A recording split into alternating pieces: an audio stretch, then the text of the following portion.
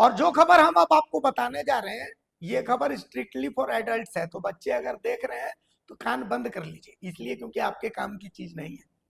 हाँ भाई, अब बड़े लोग, ऐसा है कि स्पा सेंटर तो हर जिले में चल रहे हैं और धड़ल्ले से चल रहे हैं।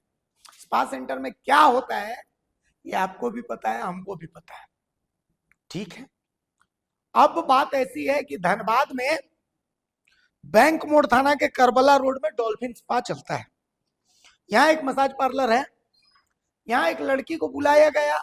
लड़की का आरोप है कि ओनर ने कहा, पहले बुलाने से पहले कहा था कि आपको यहाँ पर सिर्फ मसाज करना है, लेकिन बाद में ओनर जो है वो गलत काम करने का दबाव बनाने लगा, जिसके बाद पुलिस ने वहां छापा पड़ा और पुलिस ने स्पा पर फिलहाल रेड कर दी है। फिलहाल बंद हो गया। उस लड़की को पहले सुन लीजिए, मुंह कान ढकवा हुआ है, लेकिन फिर भी हम ब्लर करते रहे ताकि इनकी जो पहचान है वो गुप्त रहे। एक बार सुन लेते हैं, फिर हम आगे बात करते हैं। रजनी जी, क्या मामला क्या था? सर यहाँ पे काम करने आए थे, ठीक है। मसाज का आड़ में सेक्स रैकेट चलता था, ठीक है। हमको पता नहीं था कि मसाज करना था। मसाज किए, फिर मैनेजर मेरे को मारपीट दिया।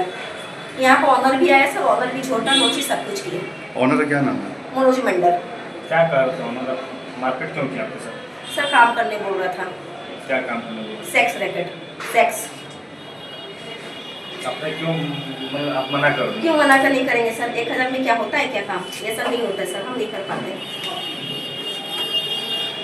तो ये पुलिस आई है? हाँ सर। क्या उम्मीद लगा है पुलिस से? मैंने सर को जो बोलना था बोल दिए। क्या उम्मीद क्या लगा है? सर लोग जो करेंगे अच्छा ही करेंगे। तो सुन लिया आपने। अब आप समझिए इस चीज को। दो चीजें हैं।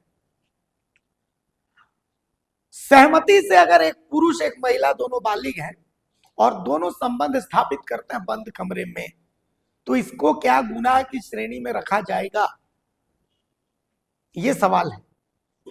क्योंकि एक स्पा सेंटर में जब आप निर्वस्त्र होकर के किसी महिला से अपने शरीर का मसाज करवाते हैं, तो यकीनन उसके अंत में आप उस महिला से डिमांड करते हैं कि आप उसके साथ संबंध स्थापित करना चाहते हैं और उसके लिए आप उसको पैसे की पेशकश करते हैं। ये होता है।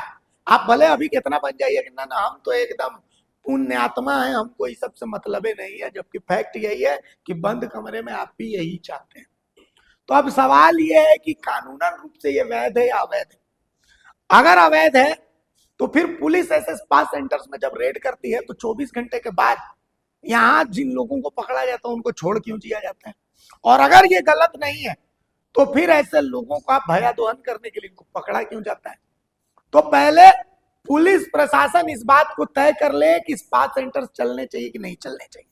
अगर चलने चाहिए तो फिर ये रेड वेड की ये जो नौटंकी ये बंद कर दीजिए, और अगर नहीं चलने चाहिए तो इसको पूरा एकदम बंद करवाइए। इस धंधे पर ही बैन करवाइए कि नहीं भाई, हिंदू राष्ट्र है, सांस्कृतिक राष्ट्र है, एकदम सही तरीके से चलेगा, है ना।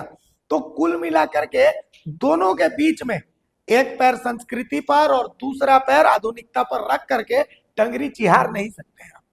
कुल मिलाकर के बात ऐसी है कि या तो आप अपना स्टैंड क्लियर कीजिए कि भैया स्पा सेंटर्स में एकदम गलत काम नहीं होगा, और वो काम गलत है कि सही है ये कौन तय करेगा? कानूनन रूप से एक शख्स जो बालिग है अपने जेब का पैसा लगा रहा है, दूसरा शख्स जो बालिग है पैसा ले रही है और सर्विस दे रही है। क्या कानूनन ये अपराध है या नहीं है, ये कौन तय करेगा?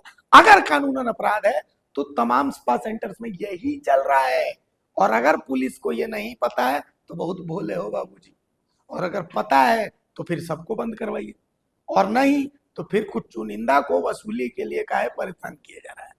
अगर खबर पसंद आए तो आप QR स्कैन कर दें हमारा साथ। आपका एक छोटा आर्थिक सहयोग है हमारा बड़ा हौसला। द भारत मित्र, बुलंद भारत की बुलंद तस्वीर।